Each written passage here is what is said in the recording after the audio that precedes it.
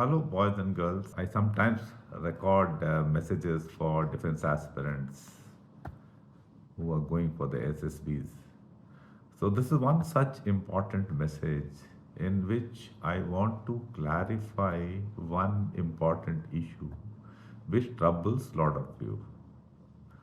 Now, this is the issue that a person has completed graduation, particularly BE or BTech, and the boy or girl is not working and is sitting at home and preparing for government examinations or CAT or some such thing. And I advise most of the people that this is not the right thing to do. They should be working. Fine.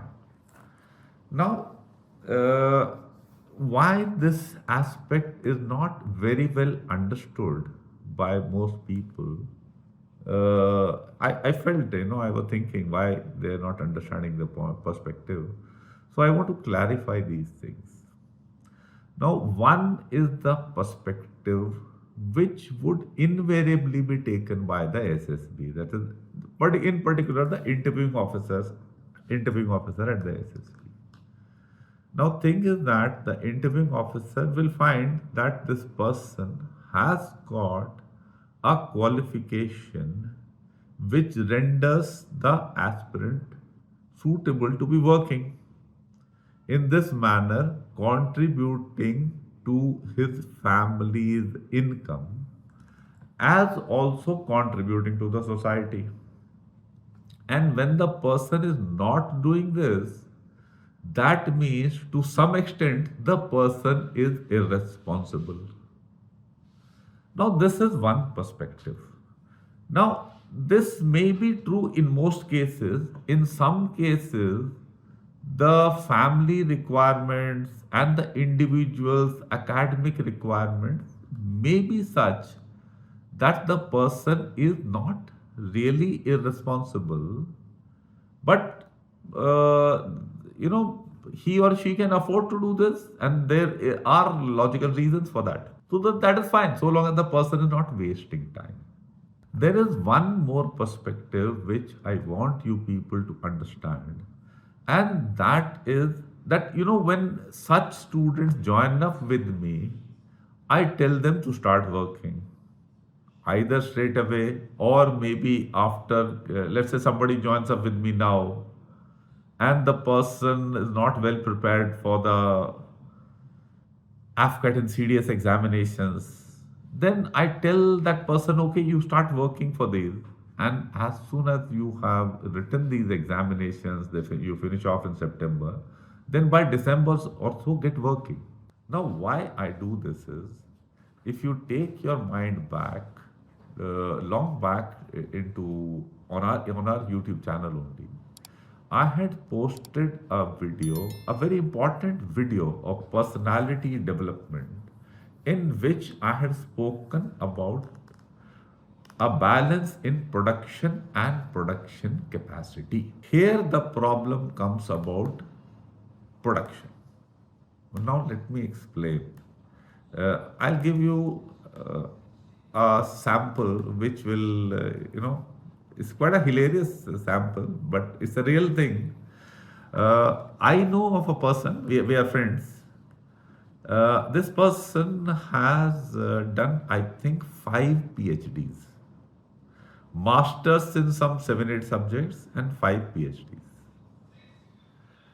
And this person's actual profession is sugarcane farming. Now, this person has acquired 8 master's degrees and he has, doctorates in 5 subjects. He is not utilizing any of these abilities.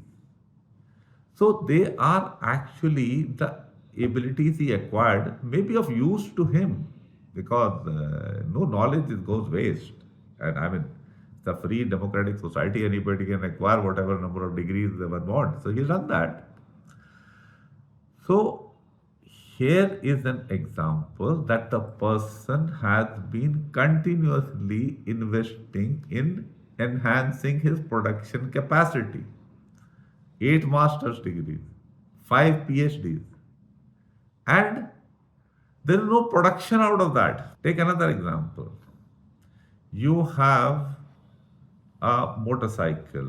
Some people are very fond of their motorcycles. When we were young, there were a lot of my friends who were like that. So they will maintain that motorcycle very well, clean it up, oiling, greasing, opening up on Sundays and all. Having, some special mechanic also who will take care of that bike. Let's take an example that this person has bought a bike and he keeps the maintenance at 100% level.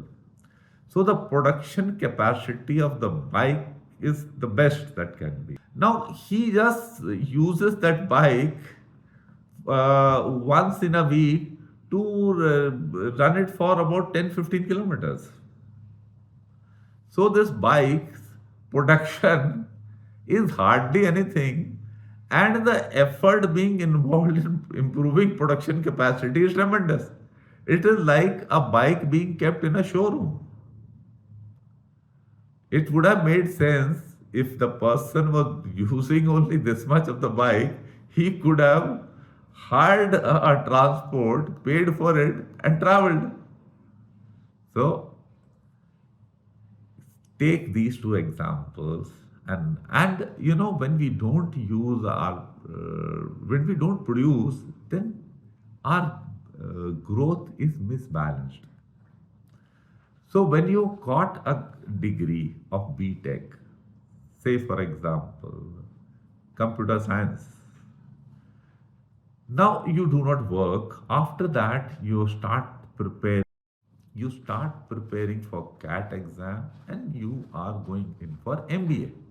A lot of people do that. Now, what is happening is that you are somewhat similar to the person who got 8 masters and the motorcycle example. You're somewhat similar. You are not producing. You're not producing for the family or the society. This is part of personality development, to have a right balance in production and production capacity. This should go on lifelong. When I am recording this video, this is production. And when I am reading and enhancing my knowledge about geopolitics, about personality development, about psychology, various things which are relevant for me to work better or produce better, that is enhancement of production capacity, which I must keep doing. It's very important. Like, for a knife to work well, it has to be kept sharpened. So it's that thing. So here this person has done graduation. Now, rightfully, the person should have started working, because so many things of the graduation degree would be of a theoretical nature. Once the person works, then he or she gets to know the nuances of working in the field. That is what experience is all about. And it is very, very important. It's part of education, it's part of personality development. So when you're not doing this and you are preparing for MBA, CAT exam, then again you're studying further for 3 years and all, then this production capacity, like the 8 masters and 5 PhDs person, are not getting utilized. In fact, they are practically of no use at all. And even that person would have lost the abilities of his master's degrees and maybe the knowledge of his PhDs. I don't know that well, because I never, discussed those things so thoroughly with the person. But that is what it is. So one is the aspect which is taken by the SSB of being irresponsible.